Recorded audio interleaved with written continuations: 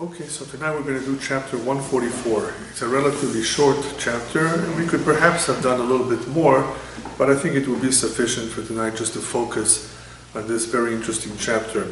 The segula, the special power of this chapter, is for any hand injuries or for protection from demons, from mazakim and shadim and the like. David HaMelech in this chapter speaks about the great wonders, the miracles that Hashem has done with him personally, how to him it is obvious that this is by divine providence. It was not something that occurred by chance. It was not just luck that he was able to get away with it. And he emphasizes this very, very much because there are individuals who may be observant, who may be very learned, who sometimes attribute a success, whether it's monetary or otherwise, to one's own intelligence or to one's luck. People don't realize it, that HaKadosh Baruch Hu, Hashem, controls the world. And whether it is admonition, in other words, Hashem is trying to send us a message, a form of punishment, or the other way around, the other extreme, which we all, of course, prefer, a blessing, something out of the ordinary. It is all from Shamayim. Now, even though we have a hard time understanding why some people who don't appear to us that they deserve the blessing are blessed nonetheless, still we have to always keep in mind that everything is Mishamayim, everything is controlled from above. And in the very first pasuk, you will notice, if you're reading it in the Hebrew, that David HaMelech uses a special word called suri. LeDavid Baruch Adonai Suri המלמד ידיי לקרב אצבעותיי למלחמה. So this is by David. Blessed is Hashem, my rock. I guess the literal translation of tsur or tsuri is rock. But we will soon see that it's not just a rock. What do we mean by rock? Hashem is my rock. Who trains my hands for battle and my fingers for war. Okay, so Hashem trains him. Hashem is his rock. So we're talking again about battle, something that David HaMelech faced many, many times. Here, David HaMelech is emphasizing, as you will soon see in the next Pesukim, that there are various forms of protection from Hashem. There are various ways where a person can be saved. Sometimes the danger is imminent, and the chances are very slim that one will be able to get out of it. Still, we believe in miracles. And if you pay attention, you will see what we call miracle is really the hand of Hashem. Here, the fact that he mentions that Hashem is Suri, my rock, he's really implying something that is above the laws of nature. Something supernatural, something that you could not explain in any other way.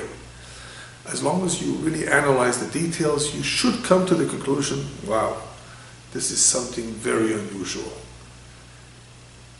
What would you say would come to your mind of one of the experiences David HaMelech had that is very, very atypical of nature, of experience? How could David HaMelech get away with it? How could he succeed? Does anything come to your mind? David and Goliath, the famous battle. It's so famous that a lot of nations, a lot of languages use that as an example. When you have one weak and one very, very strong, like the chances that the weak will defeat the strong are almost null. Nonetheless, it happens that sometimes the weak, the small, the few, defeat the many and the strong. So when he uses the word suri, he says, pay attention, Hashem is my rock. It's solid. There's no other way of explaining it on how I was saved. It was a great miracle. It could not have been nature, luck, or experience. So that's one explanation why here he's using suri as opposed to other words that can also mean koach, strength. But what I very much like is the next words, where he talks about that some of these wars, some of these battles were intended to train him. He trains my hands for battle. Since when is Hashem a trainer? You're in battle, Hashem protects you, Hashem saves you, Hashem shows you the way. But why train him? And what does fingers have to do with it? Why don't you just use your hands?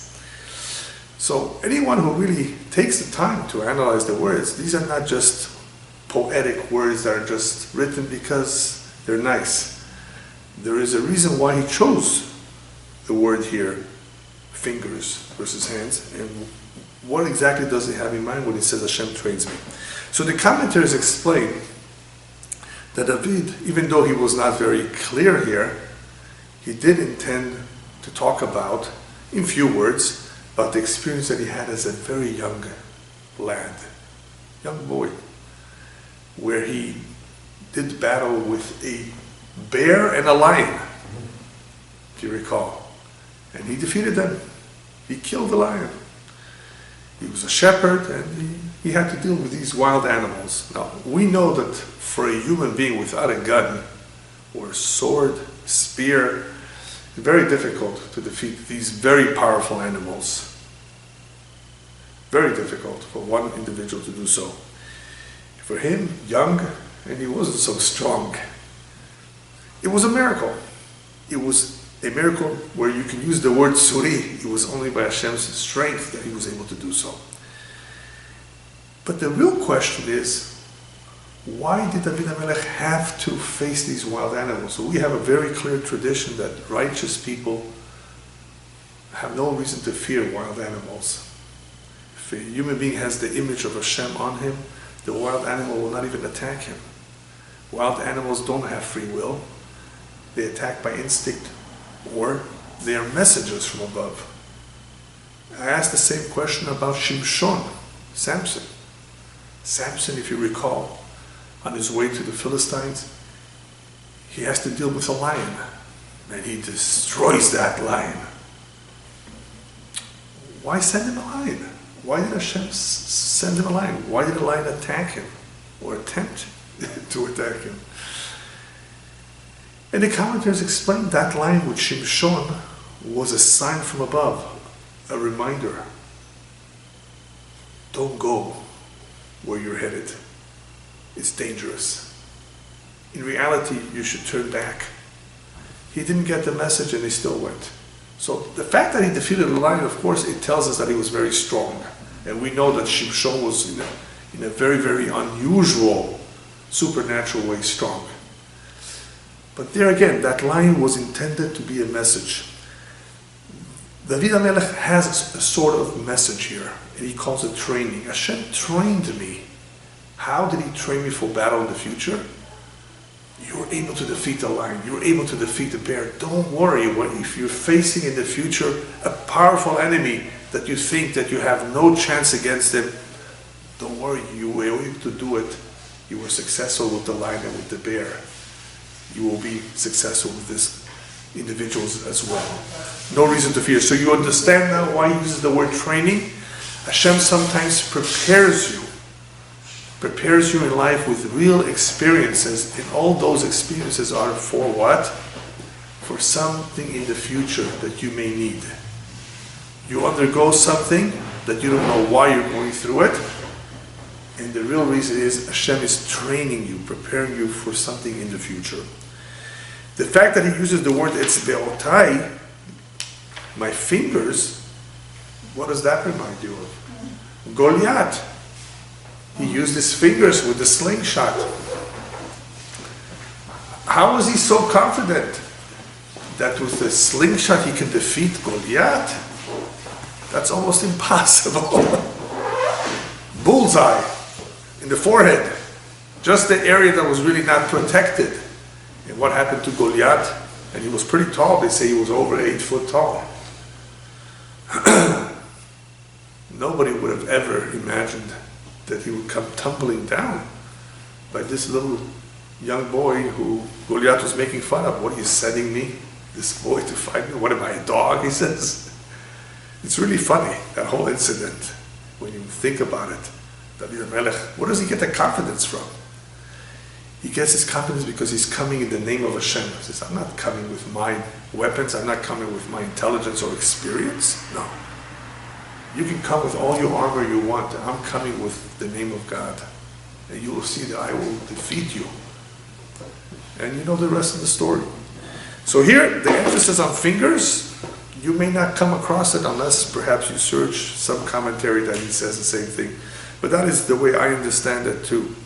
That he's talking about the future, dealing with Goliath, where Hashem showed him how to use his fingers with the slingshot. Pasuk Bet. Chazdi u'mtsudati mizgabi u'mfalti li magini uvo hasiti haroded ami tachtai. This is the one I was telling you before, where David HaMelech uses 5, imagine, 5 descriptions of how Hashem supported him and helped him and saved him. So the translation is basically like this. My source of kindness, Chazdi, right? And Metsudati is a fortress. Mizgabi, I guess the best translation of Mizgab is the high tower, my high tower. Umefaltili, my rescuer. Magini, my shield. Uvo hasiti, obviously in whom I take refuge, rely on.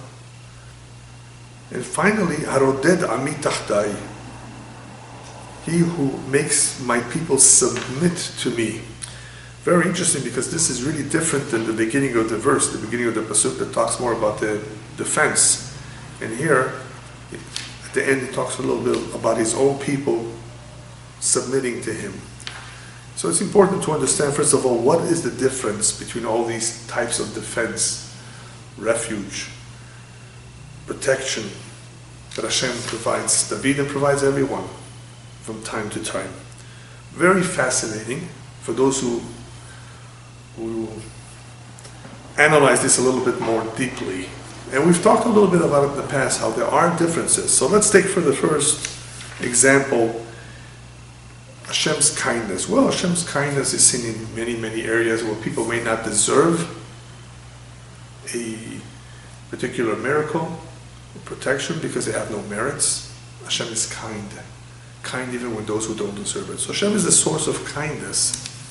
Don't ever misinterpret his actions to mean Hashem is cruel. A lot of people learn the Torah, they call it the Bible, and this God is angry and he gets very, very upset. They misunderstand the whole thing. They don't understand what it means that Hashem has attributes in the way he conducts himself with people in this world, how he deals with humanity.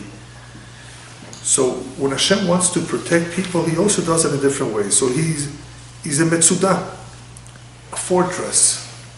What does a fortress mean? Nobody can get in. Very simple. You're in there, nobody can get in. You're well protected. There's something that's not allowing the enemy to go in because you're in the fortress. Okay, that's somewhat easy to understand. In other words, you may be in such a situation where nobody can break in. Or perhaps they're scared. That happens too. They're scared of breaking in. Either way, you are protected as though you would be in a fortress. Okay, that I can understand. That's easy. What about Mizgav? Mizgav is a high tower. Well, the fact that it's a Mizgav, a high tower, what does that remind of you? Of the Hashgacha, of the divine providence from above. Hashem is looking down, watching over us from above. I thought of one quick example that comes to mind now. When you read a lot of stories, a lot of miracles, then you will see how it all relates to this. There was a Holocaust survivor who, when he was asked, how did you run away from the camps? There were watchdogs, there were towers, electric fences, snipers. I mean, how did he get away? He says somehow when the guard was looking away, it was dark, he was able to sneak out. Okay, and then what? Where did you go? In the forest? Well, I found a little cabin, empty, and I saw a cat. And it's interesting, he says, whenever this cat got up to go, I went after it. And sure enough, I realized it was a good thing that I followed the cat, because right after I left, the cat left, the Nazis went into that cabin. He was always one step ahead because that cat was leading the way. So he didn't know where to go, he followed the cat. And eventually the cat led him to some settlement where he got some food, some help, and the war finished. A cat. Who was this cat? A messenger from Hashem. A reincarnation? Possibly too. There's no doubt that this was from Shamayim. Just in time, as soon as the cat left, he realized he needs to leave too. He just had this feeling, and he was right. So that's a form of Nizgabi Hashem from above, sending all kinds of messengers, making sure that we survive. All right, what about Mefalti? What would be a good example of Hashem rescuing me? Well, I like to use the example of my sister's father-in-law, Alav Shalom, who was in one of the camps, I believe it was Auschwitz, and they sent her to the gas chambers. They closed the doors. How much till they die? How many minutes? A few minutes, right? They turned on the gas and that's it. All they needed to do is press the button. But as soon as they closed the door, all of a sudden, somebody called out, an announcement, we need workers. We have something that needs to be taken care of right away. We need a bunch of young men. The doors were open. They came out. Not too long after that, the camp was liberated. He's already in the gas chamber. What's that? What do we call that? Mefalti. Hashem rescued me. He's there already. He's in the danger. Rescued. Even though you're there already. It can happen. But Hashem will rescue you. So that's a different form of protection. You see? In the danger already and rescued. Taken out at the last minute. Alright. And then we have Magini. What's Magini? My shield. I thought of an example, my shield. What could be my shield? There's all kinds of examples, but perhaps this one is interesting. How a Nazi pulled out the gun to shoot and it jammed. Right? It jammed. That happened too. Hashem was shielding him from the bullet. No way that bullet is going to, or he's going to miss. Makes no difference. Magini, Hashem is my shield. You see how he uses the various words, different circumstances, different kinds of miracles. The last part of the pasuk, however, when it talks about the people submitting to him, is very significant too. People submitting to him. What could that be? Loyal? Not necessarily. Submitting, the best way to understand this is if you read Roman history. If you read about all the Roman emperors, it's very, very funny and strange. The vast majority of them were assassinated. The emperors, he's an emperor. You think he wields tremendous powers. Assassinated, didn't last too long. Who assassinated him? Not some enemy from far away, not battle. The senators, the people in the government, the people close to him. Next guy became emperor. What do you think happened to him? Assassinated. You read through it, there were very few who survived, who people liked, and somehow they lived out their years and they died of natural causes. So when he talks about Haroded Ami Tachtai, that Hashem is making the people submit to me, that's a big blessing too. That they will accept him and not rebel. Yeah, look at the presidency now. I mean, there were presidents in the past too that people simply did not like. And for whatever reason, we're not going to get into the reasons. But the fact is that to be well liked is something very special. It's a blessing. Now, it doesn't mean that you have to do everything they want in order that you should please them. Obviously, many things that presidents or leaders will do will be controversial, but sometimes it's too much, to an extreme. You need Hashem's protection too for that too. That people will be submitted, people will accept you. Pasuk Gimel, verse number 3. Adonai ma adam v'tid'eo ben enosh v'techasheveu. Hashem, what is a man that you recognize him? The son of a mortal, that you are mindful of him, or that you give him importance. This question, the Rabbi Elyahu is asking a question here, is really the same question that the angels asked Hashem when he was creating the first man, first human being. Hashem, what do you need him for? What good is he for? But look at the difference between Teda'eu v'techasheveu, that you recognize him and that you are mindful of him. Recognizing that you form a connection with him, mindful of him, that you watch over him, that you take care of him, you care about him. What's so special about human being? You don't show that same hashgacha towards animals, even though there is hashgacha, there is divine power, even over animals, but it's more general. On human beings, it's different. On the Jewish people, it's even more different. Obviously, there needs to be protection from above. Otherwise, God forbid, there would be nuclear war. Imagine, Hashem does not allow that there should be nuclear war, even though some people would like it. Right? So what is this human being all about? The angels ask, and David HaMelech says, yes. Let me pose that question too. What is so unique about the human being? Now, the word Teda'eu, to recognize him, also means to know him and to impart on him knowledge. Hashem, you made the human being knowledgeable. Obviously, there must be something special about him. Right? The Chasheveu, he is important. He's the crown of creation. The whole entire creation is for him. Why? Why is he so special? But then look at the next word after Ma'adam.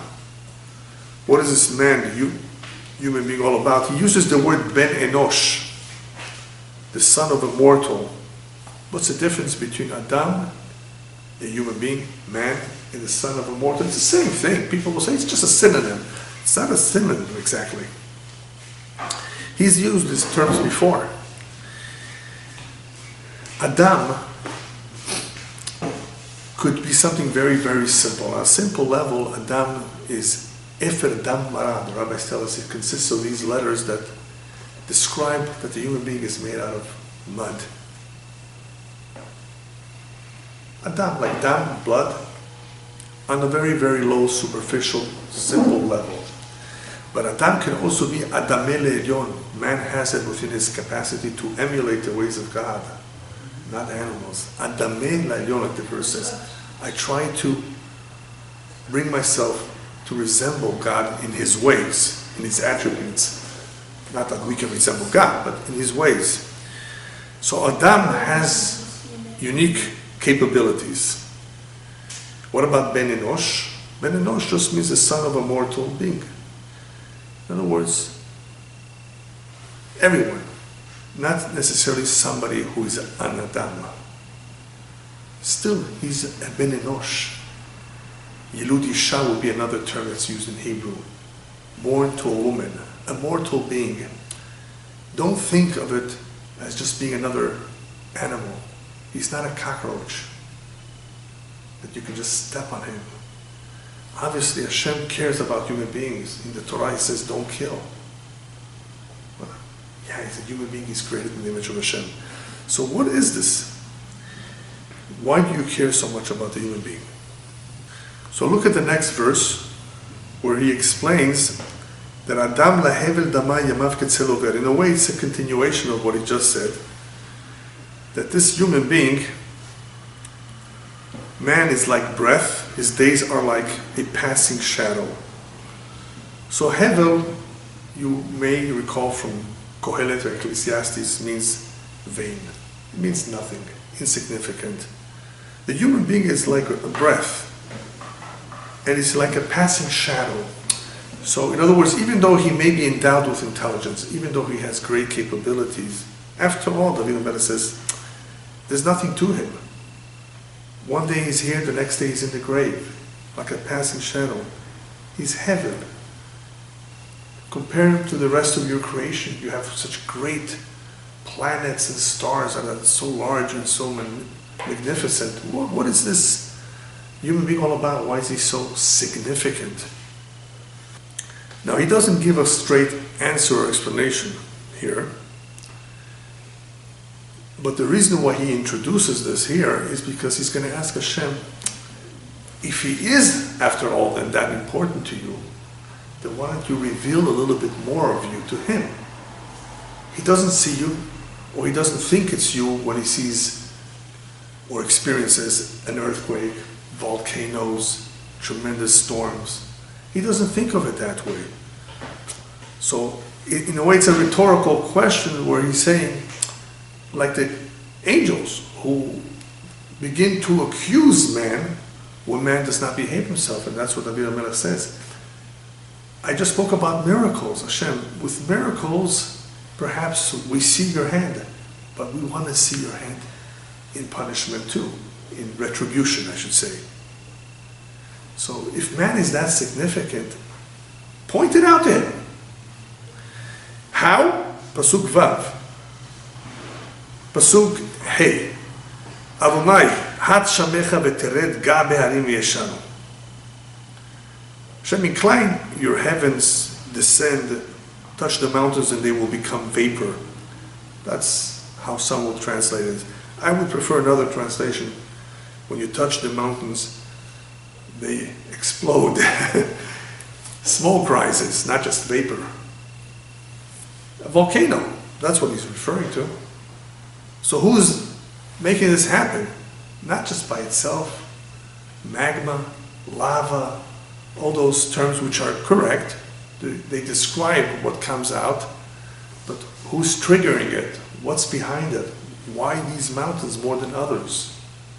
So again, if you ask a geologist, you ask a scientist, he'll tell you, well, it's the ring of fire. There just happens to be certain mountains along this range, in these countries, in these islands. Yeah, but why? Why here, not there? So, the fact is that this is also from Shamayim, for some reason. So David HaMelech is asking Hashem, go ahead and do it. Prove it through your handiworks, through what people would call acts of nations, but in reality it's you. Pasuk Vav Berok, Barak utefitzem shlach etzecha utehumem. Flash one bolt of lightning, and you will scatter them. Send out your arrows, and you will confound them. The arrows in some ways are also the lightning bolts, but it could also refer to hail. Hashem has all kinds of arrows that come out from above. Send out the lightning, send out the arrows, and you will confound them. What does it mean to confound them? They will all of a sudden lose control. Like I brought out in the lecture about the corona, here Hashem used a small microbe, something so small you can barely see it, to paralyze the entire world. It confounds them. They themselves don't even know, what is this all about? Even though they're doing their best to find a vaccine. And we hope, of course, that it goes away soon, or that it's under control. But this is a message. Hashem is confounding the world. Pay attention. Look what this is doing to you. A small little virus. Verse 7. Shlach yadecha zayin. Shlach yadecha mimarom petzeni ve'atzilem mimayim rabim miyad b'nei nechar. Stretch forth your hands from on high, rescue me, and deliver me out of many waters, from the hand of strangers, whose mouth speak deceit, and whose right hand is a right hand of falsehood. That's the next verse. Asher pihem diber shav v'minam yamin shaker. These two verses go together, but the word that really interests me the most is petzeni, because the rest of it makes sense. We've seen similar verses where he asks Hashem to please stretch forth your hands and rescue me and deliver me out of many waters, from the hands of strangers. Well, he's asking for Hashem to help him, to rescue him. Strangers. Strangers? Yeah, even though they are my brothers, even though they are my close associates, but they're behaving like strangers. And some of them I don't even know. I can't tell friend from foe. So I need your help with this. But here he uses the word petzeni. So if you follow the Hebrew, you will notice it. Some people will ask, what's petzeni? And if you look up the word, it means similar to hatzileni. Deliver me, rescue me, save me. But I'm not satisfied with that. I always try to figure out what is the root of the word. And we know that the root of the word has to do with pe, tzadik, patz, potze.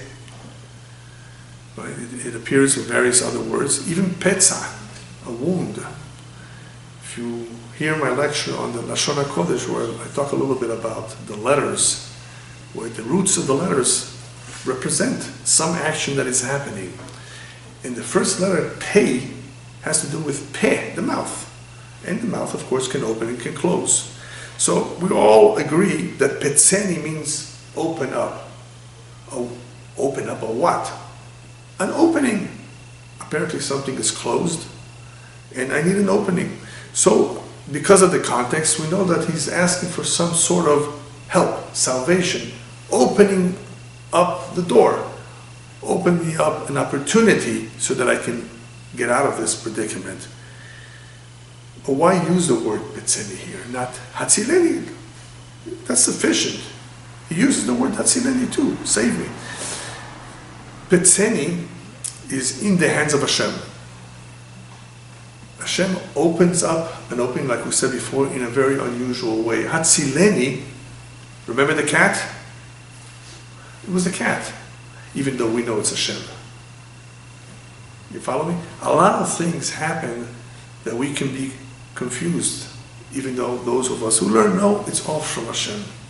Still, people can attribute it to nature, to coincidence, luck, they say. Petzeni is strictly in the hand of Hashem. Hashem open me up, an opening where people could see that this is from you. Which example is a good example of petzeni? And by the way, he uses this word petzeni 3 times here, which is very unusual. It's not a common word. So I'll tell you what we can mention the other 2 later. In the meantime, I'll give you the example. What could be a petzeni, an opening that is strictly, directly in your hands, the hands of Hashem, where no one would doubt it? The example of David and Goliath. He's asking for the same thing. He wants people to be convinced and assured, like he is, that this is not his strength or his knowledge or experience. When people see miracles and they understand it to be a miracle, they are inspired. Their faith is strengthened. It's too bad that people don't see it that way. Miracles happen with us all the time. We woke up after a night's sleep, it's a miracle too. Just that we take it for granted because it happens all the time. We get used to it.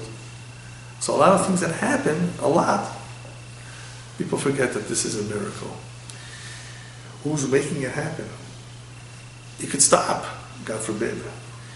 So, petzeni, open it up. You open up for me an opportunity, a way where I can be saved in your hands. From all these waters, many waters, which is a description of the many enemies that want to drown him, inundate him, get rid of him. So he uses different descriptions of enemies, either calling them large amounts of water. And I was thinking about, why would he use water? I mean, you could use other descriptions. Why would it be water a form of enemy? So what comes to mind is the verse in Shir HaShirim, Mayim rabim lo yichlu yechabot et ha'ava u'nerot lo yishtevuha. Remember? Not all the waters in the world can inundate. Mayim rabim, they cannot inundate the love. They cannot extinguish it. Not even all the rivers. So here we're talking about the love, the connection between us and Hashem, where all these enemies want to extinguish that love. They want us to convert. They want to force us. How many times did they try? Millions of people lost their life because of religion being forced upon them. Not just Judaism, even in other religions, forced upon them. But the Jewish people did not give in. We will give our life for this. We believe in it strongly. We want to sanctify Hashem's name. So it could be that water is being used here as an example of enemies for this reason. Because what are the enemies trying to do? Not necessarily just to kill you, to stop you from being Jewish, from observing the Torah. So this is happening today in Europe. For some reason, some governments are getting up in the morning and deciding, well, what are we going to decree today? Today we're going to decree that you cannot slaughter an animal in the Jewish ritual way, in the Muslim way. That's cruelty towards the animal. You have to first shock the animal. Obviously we cannot shock the animal because that may disqualify it from being 100% kosher. Oh, no, you're being too cruel by not doing it that way. We will not allow it. Why don't you just think about it right now? Why years ago it was okay? So you see how, depending on the mood, some people are more sensitive to animals than they are to human beings. Be respectful of another human being. What is he doing already? He's been doing this very well, and it's actually very humane the way Jews slaughter animals. Very, very humane, the most humane way. The animal doesn't feel any pain the way it's done, if it's done right. So I just gave you a quick example of that. There are all kinds of enemies, not necessarily to kill the individual, but to give him a hard time. So it could be that the waters represent that too. So in verse 8 we said that these people, why are they called Bnei Dechar? Why are they called strangers? Because of the way they talk.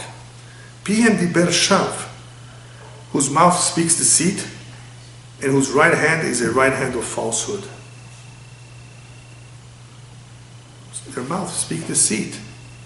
In other words, even though they smile, how are you, and they say all kinds of words that are very flattering, their mouths are full of deceit. In other words, they're not for real.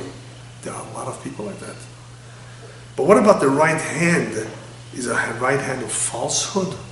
What's that? What's the right hand? The right hand represents the Torah, or philosophy, their teachings, what's important to them. Even that is all about falsehood. Right hand is what we used to swear. Yeah, but he's going to swear. Is he going to be truthful when he swears? No, it's all fake. It's all false. Even that which is important in the laws, right? The Torah, which is the right hand. It's called the right hand, the Torah. It's shaka, it's all based on falsehood. So you cannot trust them. You cannot take their word for it. This is a problem when you have a lot of sheker. And we're told that right before Mashiach comes, the generation that we will be living in will be completely surrounded with sheker, a lot of falsehood. A lot of people will not want to know the truth. All right, verse 9. Elohim shir chadash ashir alach benevel asor azamer alach. So this we've seen somewhat before, more than once. Hashem, I will sing a new song to you. I will play to you upon a harp of 10 strings. Wow, 10 strings? We know of 7 strings. That's what we had. And we will have an 8th string when Mashiach comes. But there will be also 10 strings in the future, later on, after Mashiach even. In the world to come, 10 strings. What does 10 have to do with? The 10 Commandments, right? The 10 utterances that Hashem said when He created the world, let there be this, let there be that. 10 is a very important number. But why we need 10, it's not important for now, except that it has to do with something which is complete. And the world will come to its complete maturity in the future, when things are complete and are not partial. So even though 7 is significant, it's significant for our world, for our physical world. We have 6, and the 7th is the spiritual realm. You will have an 8 when Mashiach comes. So 8, yes, has something special to do with Mashiach. But then there will be 10. And that's when the picture is complete. That's when everything settles down completely. And therefore I want to sing, I want to compose for you a song for the future. And I will do that with a harp of 10 strings. So here, in the next Pesukim, you will see that Rabbi Melech's focus changes towards the future. He's talking about a new song, a song that will describe the many, many miracles that have transpired from the very beginning of creation. We are now 5,781. We're able to look back many more years than he did, and we can see what has happened. And that's what he's talking about. I want to talk about that future that will come, when there will be open miracles, much more open than in the past, greater miracles than we witnessed in Egypt. Something that the world never has experienced. So he wants to make a song for this. Verse 10, Anoten teshu'a lamelachim hapotze David abdo mecherev ra'ah. You see the word potze here again, verse 10. He who gives victory to the kings, he will rescue David, his servant, from the evil sword. The evil sword is the sword of Goliath. And some say that that sword had an idol on it. So he calls it a cherev ra'ah, an evil sword. So it's the same Hashem who saved me from that evil sword. He's the one that gives teshu'a lamelachim. He gives salvation or victory to kings. Yeah, some kings don't make it, as we said before. Their own people assassinate them. They don't live for too long. So Hashem, you can give the teshu'a lamelachim. You have saved me from that evil sword. As he said before, save me from those who are false, who flatter. So it's basically a repetition of what he said before.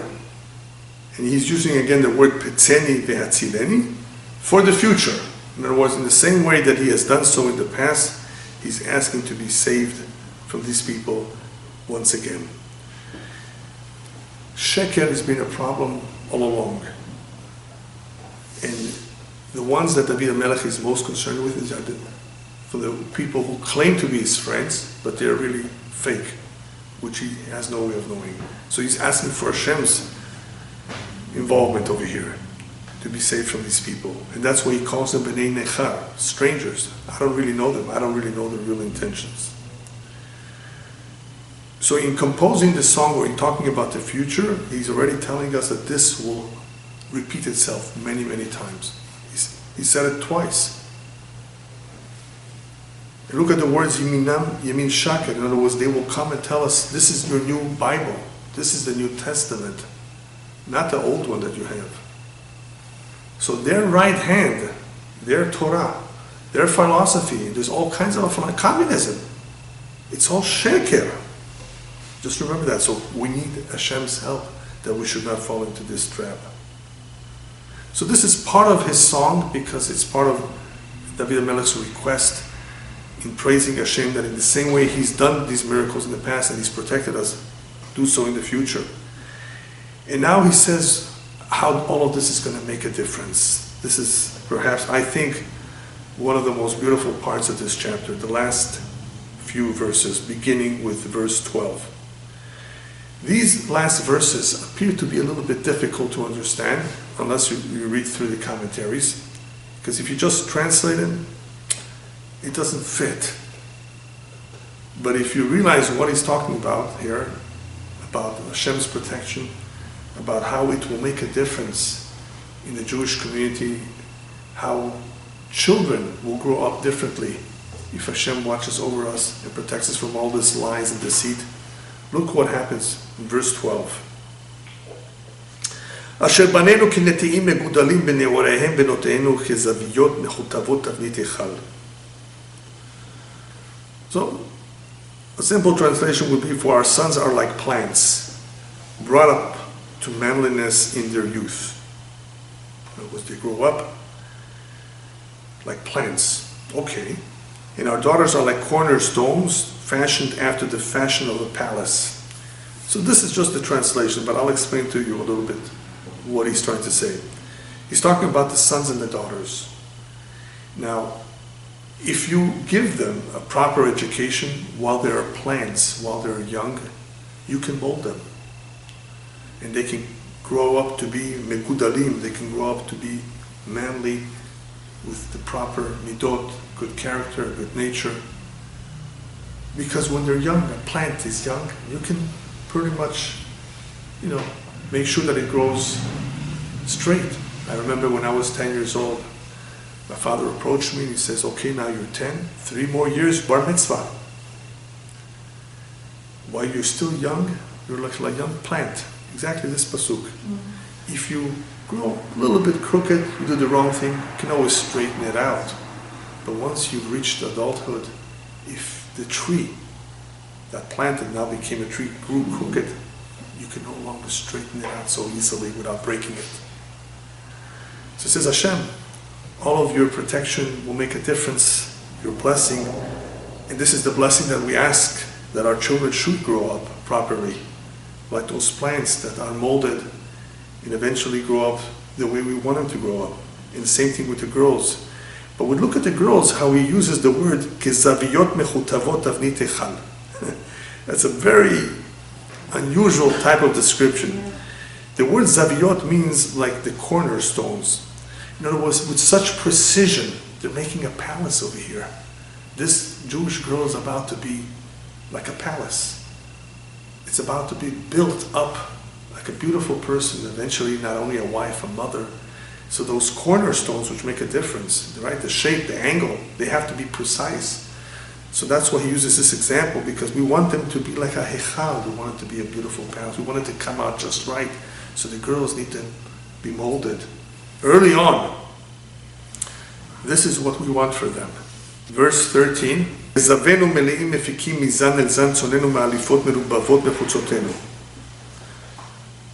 the translation will be, our storehouses are full, overflowing, meleim, with all manner of food. They're full and overflowing. Mefikim mizan el zan.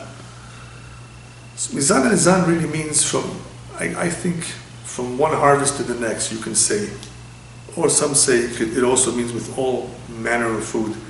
But there's so much overflowing and abundance of food that before you finish your last harvest comes the new harvest, and you're not even finished the old. In other words, you have so much. It's a description of the abundance. So here in this verse, he's talking about what kind of a blessing? Not the children, but livelihood. That's also important. So Hashem, with your blessing, we will have superabundance. And soneno ma'alifot merubavot bechutzotenu, our sheep increased by the thousands, growing by the tens of thousands in our open fields. Open fields, don't have to worry about wolves and other animals. They're in the open, nothing to fear. Thousands upon thousands and growing in the thousands.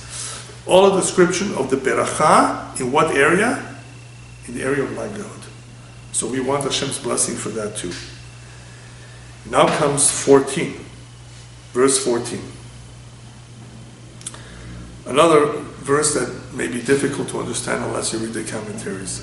Alufenu mesubalim en peretz ve'en yotzet ve'en tzevacha berchofotenu. Okay, so loosely translated, our leaders bear, mesubalim, they bear the heaviest burden. Mesubalim means to carry a burden. There is none who break through, nor is there bad report, nor outcry in our streets. Wow. How is this a blessing? This is all a blessing. He's talking about leadership. This leadership is so good, they're willing to carry burden, they're willing to take responsibility. They're willing to do the right thing. We're not talking about the leaders, Rabbi Elyahu says, that I've had to deal with. Who, even though some of them were good, some of them came out bad. And I'm not going to mention the names because I don't like to point out the names of those individuals who failed. But some people failed.